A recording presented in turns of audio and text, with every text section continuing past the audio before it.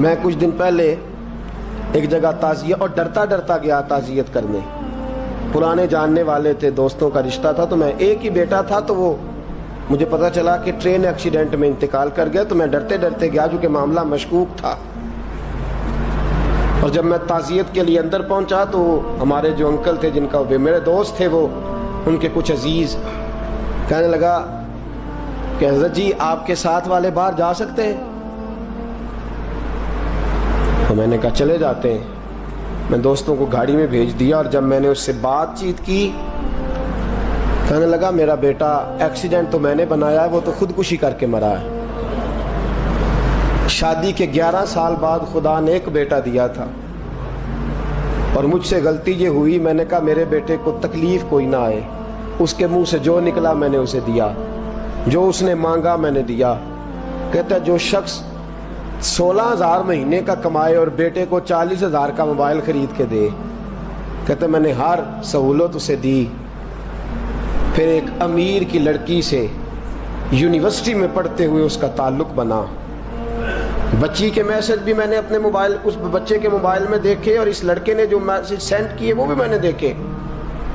پھر میں گھر پہنچ گیا، میں نے بیٹے سے منتیں کی کہ بیٹا وہ ہمیں رشتہ نہیں دیں گے، ہماری برادری بھی چھوٹی ہے اور ہمارے جیب میں پیسے بھی کوئی نہیں.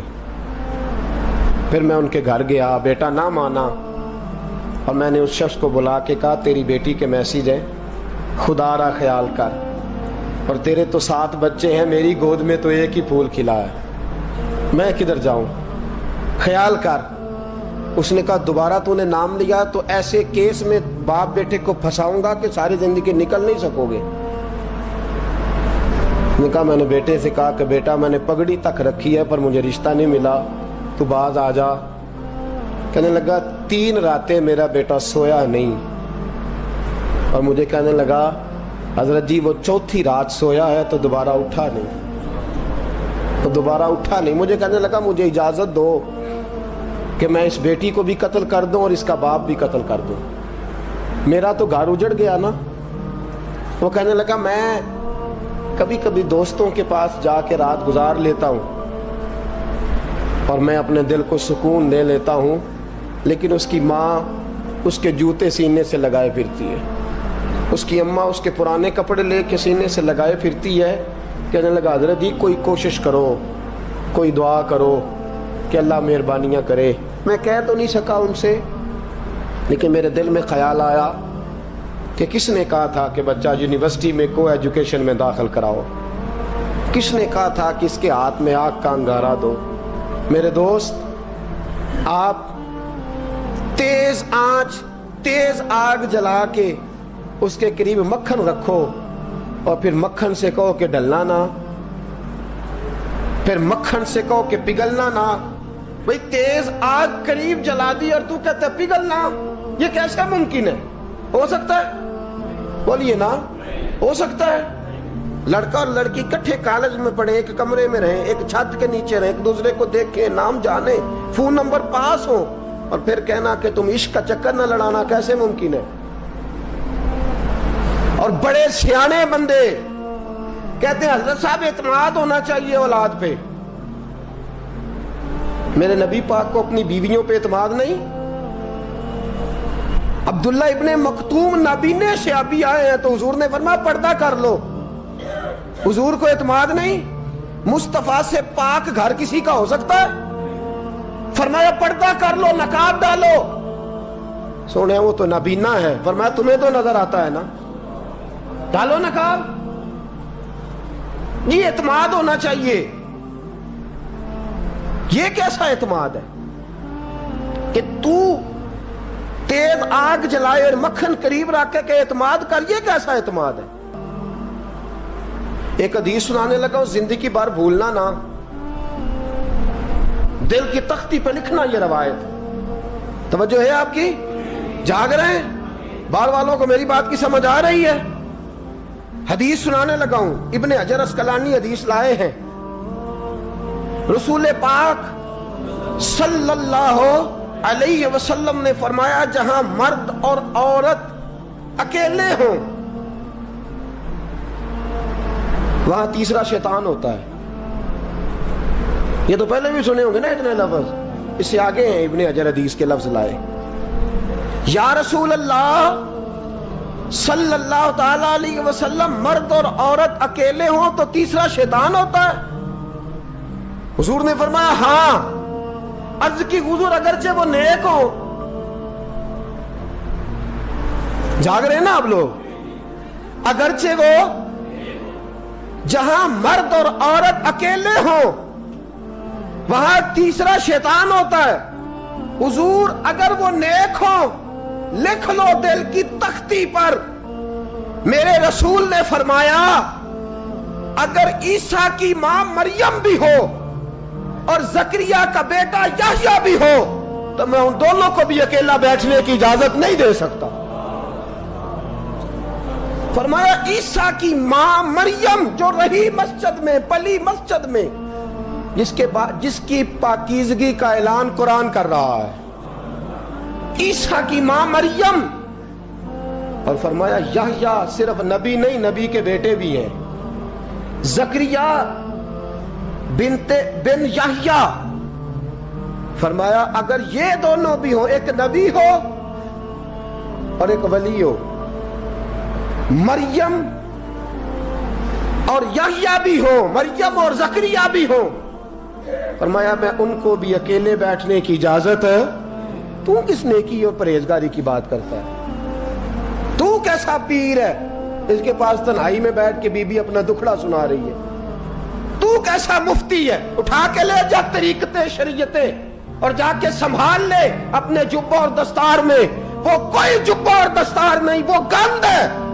اس لیے کہ جو نبی مریم سلام اللہ علیہا کو نبی کے پاس بیٹھنے کی اجازت نہیں دے رہے، وہ پیر کس بات کی مولی ہے جو بیبیوں کو بغیر پردے کے سامنے بٹھاتا ہے اور تنہا بی بی کہتی ہے میرا دکھ سن لے؟ کس نے اجازت دی ہے؟ اور پھر کہنا تماشا لگ گیا، سٹنڈ لگ گیا. یہ شریعت بیان کر رہا ہوں، رسول اللہ کا فرمان بیان کر رہا ہوں، اور اس سے آگے ہمیں کسی دلیل کی ضرورت بالکل نہیں ہے. پتہ نہیں باپ کو کہ میرا بیٹا کیا کر رہا ہے. اندھی ہے وہ ماں جس کی بیٹی سارا دن نیٹ پہ بیٹھی رہتی ہے، اس کو خبر نہیں کیا ہو رہا. اور جب آگ گلے تک آتی ہے نا، داڑیاں جب جلنے لگتی ہیں تو ہمیں خیال آتا ہے یہ کیا بن گیا ہے. اور جب ماں کا دوپٹہ کھینچنے لگتا ہے نا سگا بیٹا کہ چل میرا رشتہ مانگ، پھر اس کو پتا چلتا ہے کہ یہ تو معاملہ ہی بڑا خراب کر لیا میں نے. میرے دوست، جوانی زیادہ پیسے کمانے کا نام نہیں. اگر تو قیمتی کپڑے پہنتا ہے تو تو جوان نہیں. تو 50 کلو وزن بائیں ہاتھ سے اٹھا لیتا تو تو جوان نہیں. اگر تو ڈگریوں کا ڈھیر لگایا ہے اور تیرا دراز اور الماری بھر گئے ہیں تو تو جوان نہیں. اور اگر تو نے اپنے خاندان اور معاشرے میں اونچا افسر بن کے نام کما لیا تو جوان نہیں. جوان اس کو کہتے ہیں جس کی جوانی پاکیزہ ہوتی ہے.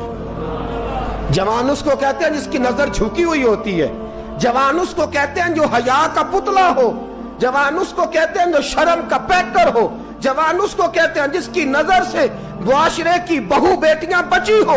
جوان وہ ہوتا ہے، جوان بھی ہو پاکیزہ بھی ہو، جوان وہ ہوتا ہے کہ میرے رسول پاک نے فرمایا صبح قیامت اللہ عرش کے سیدھے جانب جوان کھڑا کرے گا. 30 سال کا جوان، چڑھتی جوانی، خوبصورت آنکھیں، روشن چہرہ، اس کا وجود طاقت والا. نبی آگے بڑھ کے پوچھیں گے یا اللہ یہ کون ہے جو تیرے دائیں جانب کھڑا ہے؟ اللہ فرمائے گا یہ وہ جوان ہے کہ خوبصورت عورت نے اسے کہا تھا میرے ساتھ منہ کالا کر لے، پر اس نے نظر جھکا کے کہا تھا انی اخاف اللہ. نہ بھائی میں تو اپنے اللہ سے ڈرتا ہوں.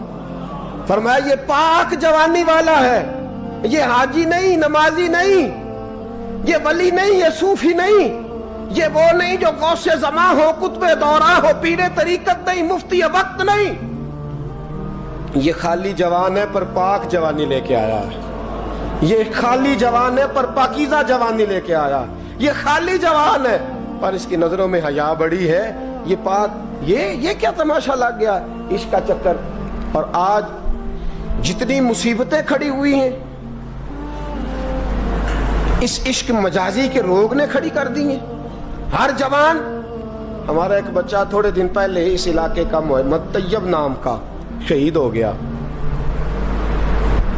وہ ایک کونے میں رہنے والا, ایک محلے میں ایک چھوٹے سے کونے میں رہنے والا بچہ تھا نا.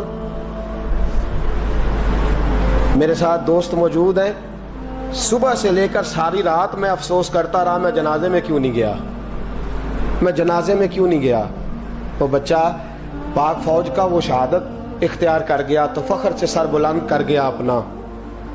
لیکن جو بی بی کے لیے ساری رات روتے رہتے ہیں وہ شہید ہو سکیں گے؟ جو ساری رات ٹھنڈ میں کھڑے ہو کے عورت کے ساتھ گفتگو کرتے رہتے ہیں اور جو سارا دن دل میں گند رکھتے ہیں بی بی کے لیے, ان کے ہاتھ میں تلوار آئے گی؟ یہ بہو بیٹیوں کی عزتیں بچا سکیں گے؟ آفیہ صدیقیہ جیلوں میں جل گئی امریکہ کی, اور وہ جب بھی خط لکھتی تھی کہتی تھی کوئی محمد بن قاسم نہیں بچا, وہ کہتی تھی کوئی شہاب الدین غوری نہیں بچا. اور وہ جب بھی, اب تو خیر اس کا ذہنی توازن ہی کام کرنا چھوڑ گیا, وہ بی بی جب بھی خط لکھتی تھی نا اہل پاکستان کو تو کہتی تھی پاکستان والوں بتاؤ کیا تمہارے اندر کوئی بھی خالد بن ولید کا ماننے والا نہیں؟ کیا کوئی نہیں تمہارے اندر جو علی کے نام کا نعرہ لگانے والا ہو؟ کوئی نہیں بچا جو فاروق اعظم کی سیرت کو فالو کرنے والا ہو. کوئی لاؤ جس کے ہاتھ میں تلوار ہو اور مجھے سمجھ آئے کہ یہ وہ ہے جو حسن اور حسین کا نام لینے والا ہے. کوئی نہیں بچا. اس لیے کہ گندگی دماغ میں, گندگی دل میں, گندگی روح میں تو اس کام کے لیے آیا تھا.